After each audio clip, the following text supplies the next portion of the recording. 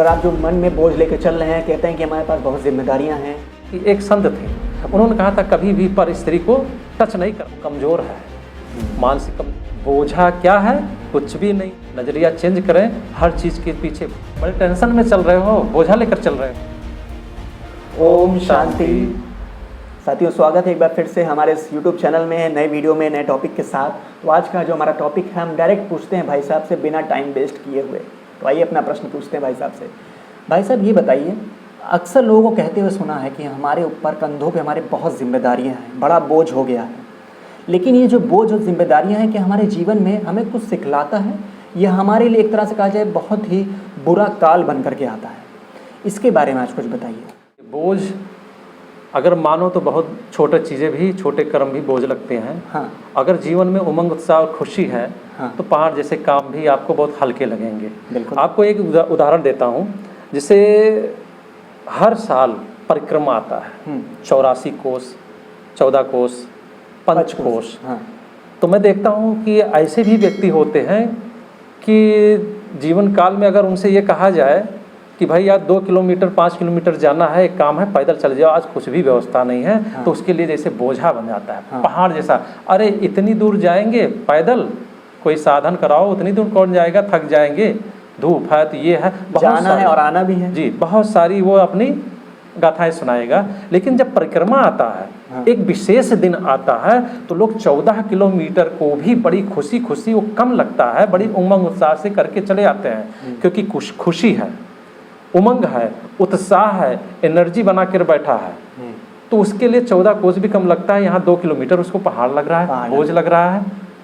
बात क्या है यहाँ पर, क्या बोझ कुछ होता है? उमंग, उत्साह और लगन के सामने कोई चीज़ बोझा नहीं लगता है। और एक भी बोझ है, जो मनुष्य वेदनाएं लेकर चलता है एक दूसरे के साथ, ओछी चिंता और जैसे कुछ ईर्ष्याएं बताई टॉपिक पे। एक कहानी हमारे शास्त्रों के अनुसार आता है कि एक संत थे, उन्होंने कहा था कभी भी पर स्त्री को टच नहीं करना, मतलब किसी स्त्री को टच नहीं करना, छूना नहीं, महापाप है। तो उस जो है उनका जो शिष्य था, उसने ये बातें वो शिष्य के सबकॉन्शियस माइंड में बैठ गया। तो एक बार समय क्या हुआ, चेला और गुरु दोनों सफ़र कर रहे थे। एक औरत रास्ते में मिली, जो कि वो खड़ी हुई थी, कुछ रास्ता कीचड़ से, दलदल से टाइप का जगह था कि वो क्रॉस नहीं कर पा रही थी उसको। तो गुरुजी जब आए, जब दोनों लोग उस रास्ते से गुजर रहे थे, तो गुरुजी की नज़र पड़ी। तो गुरुजी ने गुरुजी से सहयोग मांगा, पार कराने के लिए मदद मांगा। तो गुरुजी ने उस कन्या को क्या किया, उस औरत को क्या किया, अपने बाहों में उठाया, हाथ से उठाया और उस पार करके उसको आगे चल पड़े। अब आगे जा रहे थे तो शिष्य के दिमाग में तो कुछ और बैठा था, क्योंकि गुरुजी ने उसको शिक्षा दिया था पर स्त्री को छूना नहीं। अब गुरुजी तो स्वयं पूरा छूना क्या, इन्होंने तो उठा लिया उसको। अब वो उसको सोच के परेशान है, बोल नहीं रहा। जा कुछ रास्ता कटा तो गुरुजी ने सोचा मेरा शिष्य बोल नहीं रहा, पूछा क्या बात है, तुम बोल क्यों नहीं रहे हो, क्या बात है? बड़े टेंशन में चल रहे हो, बोझा लेकर चल रहे हो। तो कहा, गुरुजी महाराज जी, आपकी बातें मुझे हजम नहीं हुई। आप तो शिक्षा देते हो पर स्त्री को टच नहीं करना, आप तो उसको उठा के अपनी बाहों में उठा के और कुछ दूर लाके आप वहाँ छोड़े उतारे हो। तो कहा कि अच्छा ये बोझा लेकर चल रहे हो? कहा बोझा लेकर सफ़र मत करो, जीवन दुर्गम हो जाएगा।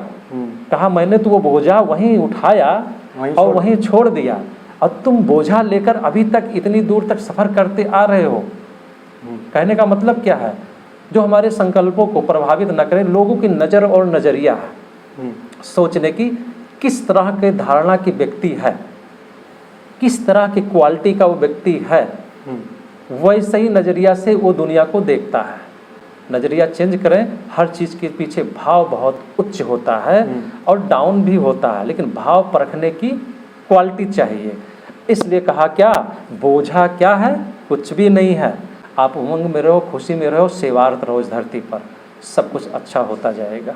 अक्सर ऐसा होता है भाई साहब कि लोग हमें कोई कुछ कह देता है, तो भी बातें जैसे लगता है कि उसने हमें कैसे कहा, तो वो भी मन में चलने लगता है कि जब तक हम उसको कह नहीं देंगे, पहले तो हम वहाँ पे सुन के चले आते हैं उस बात को, और वो उसको बोझ की तरीके लिए रहते हैं, मन में चला करता है। और जब वो मिलता है तो उस पर हम तब उस बात को उसको कहते हैं, तब हमारा बोझा उतर जाता है। तो आपका कहने का मतलब यही है कि उस बोझे को वहीं छोड़कर, देखिए एक तो कह के बोझा उतारना हाँ, गलतफहमी में है, वो बोझा उतरता नहीं कहने के बाद, क्योंकि जो आप कह रहे हो समाधान नहीं हुआ तो बोझा बन के चलता रहेगा। उसका समाधान हो जाए, वहाँ से एक दूसरे के दिल में प्रेम हो जाए, समझ लो बोझा उतर गया। लेकिन ऐसा देखने में नहीं आता। अब हमने जो बातें, जिसने जो अपने मन में बातें ले ली, वो बोझा लेकर चल रहा है, दोषी वो स्वयं है, वो कमज़ोर है, मानसिक कमज़ोर है, ज्ञान की कमी है उसके पास। अगर वो सोच कर मन में रख के चल रहा है तो स्वयं अवलोकन कर ले, नेगेटिव है कि पॉजिटिव हो आप। और दूसरी जो बातें हैं वो कितना, आप भाई दूसरे के जीवन के स्तर को भी तो देखो। जिसकी बातें आपकी लगी है वो व्यक्ति का जीवन का स्तर आपसे ऊंचा है कि डाउन है। अगर उसका स्तर बहुत ऊंचा है तो समझ लो उसके कहने में कहीं न कहीं आपका कल्याण ही होगा, भले अभी उल्टा लगा हो, भले उल्टा लगा हो, निश्चित है। जीवन के स्तर को जरूर मापना चाहिए कि आपके जीवन का स्तर कहाँ है, उस व्यक्ति के जीवन का स्तर कहाँ है। अगर वो बहुत हाई क्वालिटी पर है तो आप उसकी बात मान लो, सफलता रहेगी। इसलिए भगवान कहता है, भगवान की बातें बहुत सारे भक्त मतलब लोगों को समझ नहीं आता, लेकिन उसकी बात मानना चाहिए, भविष्य में उसमें कल्याण होता है, सीधा। और दोस्तों आपका भी कल्याण इसी में छुपा है कि अगर आप जो मन में बोझ लेकर चल रहे हैं, कहते हैं कि हमारे पास बहुत जिम्मेदारियां हैं, हम बोझ तले दब गए हैं, तो ऐसा ना समझिए, बोझ हल्का करके चलिए और अपने आप को कहीं ना कहीं एक शुद्ध राह पे, एक सही राह पर लेकर चलिए। आपका जो राह हो वो सही हो। और आशा करते हैं आपको वीडियो के माध्यम से अच्छा भी लगा होगा। बहुत ही अच्छे से भाई साहब ने समझाया इस छोटी सी बात को, बहुत बड़ा नहीं किया, अल्प शब्दों में आपसे समझाया। और वीडियो पसंद आया तो लाइक करिए, शेयर करिए, हमारे चैनल को सब्सक्राइब करिए। और हम ऐसे वीडियो स्पेशली आपके लिए बनाते हैं। और अब आपसे मिलते हैं अगले वीडियो में एक नए टॉपिक के साथ। तब तक के लिए ओम शांति।